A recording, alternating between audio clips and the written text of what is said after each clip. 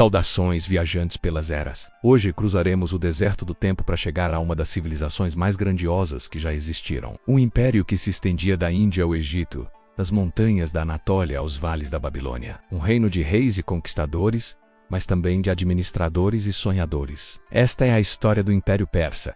O mundo moldado por Ciro, o Grande, e consolidado por Dario, o Rei dos Reis. Uma jornada por poder, sabedoria e glória, na era em que a civilização floresceu no coração do Oriente. Por volta de 550 a.C., muito antes do brilho dos palácios, a Pérsia era uma terra árida, habitada por tribos nômades. Eles viviam entre montanhas e planícies, caçando, pastoreando e oferecendo culto ao fogo sagrado, um símbolo de pureza e ordem. Mas entre esses povos crescia um espírito de unidade e destino. Nessa mesma época, na região de Anshan, nasceu um homem que mudaria a história. Ciro, filho de Cambises. Ninguém poderia imaginar que aquele jovem persa se tornaria o fundador de um império sem precedentes. As lendas contam que os sonhos de sua mãe anunciaram sua grandeza. Desde cedo, Ciro demonstrou inteligência, coragem e uma rara compaixão. Ao contrário dos tiranos de seu tempo, ele acreditava que governar era servir à justiça. Aos 50 a.C., ele iniciou sua marcha, uniu as tribos persas e se voltou contra os medos, seus antigos dominadores. Em poucas batalhas, derrubou o rei Hastiages e proclamou um novo reino, o Império Persa Aquemênida. Mas a ambição de Ciro não pararia por aí. Seu exército, disciplinado e veloz, marchou em todas as direções. Primeiro conquistou o rico reino da Lídia na Ásia Menor e depois voltou seus olhos para a lendária Babilônia. Em 539 a.C., ele entrou na cidade sem destruição, poupando vidas e templos. Um feito que o mundo jamais tinha visto. Ele ordenou que os deuses babilônicos fossem respeitados e libertou povos escravizados, incluindo os judeus exilados,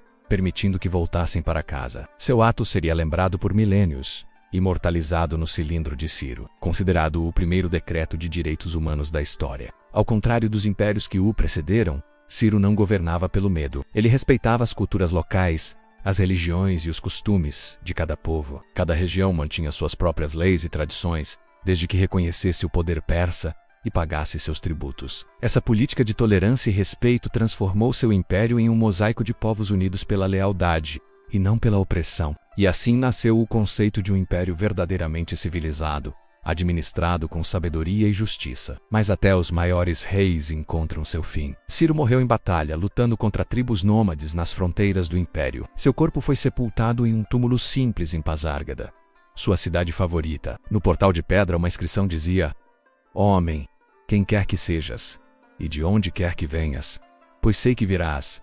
Eu sou Ciro, o rei dos reis." Mesmo em sua morte, ele deixava uma lição de humildade e grandeza.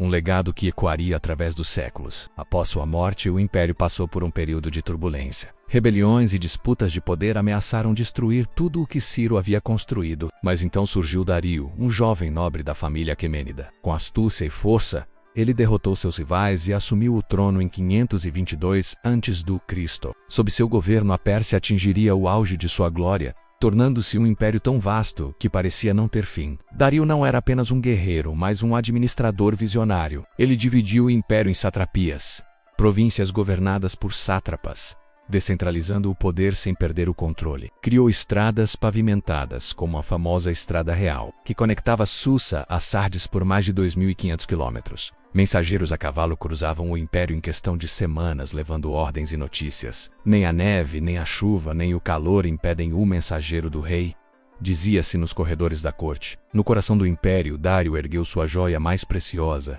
Persépolis, a cidade dos palácios. Construída sobre uma imensa plataforma de pedra, com colunas altíssimas e portais guardados por touros alados, era o símbolo máximo do poder e da beleza persa. Lá, os reis celebravam o Nowruz, o Ano Novo Persa, e recebiam tributos de todos os povos sob seu domínio: gregos, egípcios, líbios, babilônios, hindus. Cada escultura nas paredes de Persépolis contava uma história de unidade sob a coroa persa. Dario se chamava de Rei dos Reis, não por vaidade, mas porque governava sobre dezenas de reis subordinados. Seu domínio era sustentado não apenas pela força, mas pela ordem e pela fé. Ele adotou e fortaleceu a religião de Zaratustra, o profeta persa, que pregava a eterna luta entre o bem e o mal. O deus Ahura Mazda era o símbolo da luz e da verdade. Para Dário, reinar era cumprir o desígnio divino de impor a ordem sobre o caos. Mas nenhum império cresce sem encontrar rivais. A oeste, as cidades-estado gregas, se uniram contra o avanço persa. Em 490 a.C.,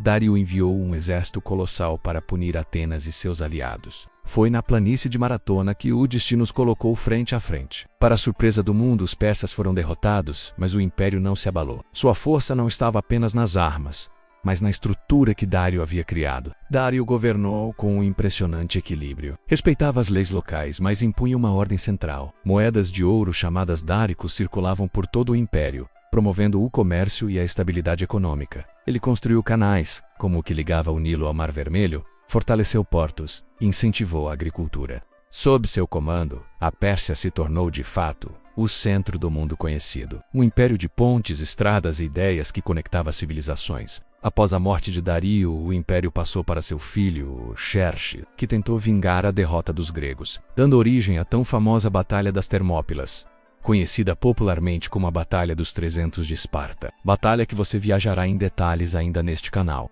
Mas com isso a grandeza do império começou a se desgastar. Com o passar dos séculos, o esplendor se transformou em sombra. Em 330 a.C., Alexandre o Grande conquistou a Pérsia e incendiou Persépolis. As chamas consumiram as colunas erguidas por Dario, e o túmulo de Ciro ficou coberto de silêncio. Mas a glória persa jamais se apagou, ela sobreviveu nas pedras, nas leis e na memória do mundo. E assim, viajantes das eras, deixamos para trás os desertos dourados e os palácios de pedra. Deixa aqui nos comentários o que achou sobre conhecer um pouco mais sobre o Império Persa. Ciro e Dário moldaram um império onde a justiça era mais forte que o medo, onde o governante via seu povo não como servos, mas como aliados. De suas estradas nasceram caminhos que uniriam o Oriente e o Ocidente para sempre, e de sua sabedoria nasceu o conceito de império como civilização, e não como tirania. Que o eco de sua grandeza continue a inspirar aqueles que buscam governar com sabedoria e compaixão. Se você gostou desta viagem ao coração da antiga Pérsia, não se esqueça de deixar o seu like, se inscrever no canal e ativar o sininho para não perder nossas próximas jornadas pela história. Saudações, viajantes pelas eras. Que a luz de Ahura Mazda ilumine seus passos, onde quer que o tempo os leve.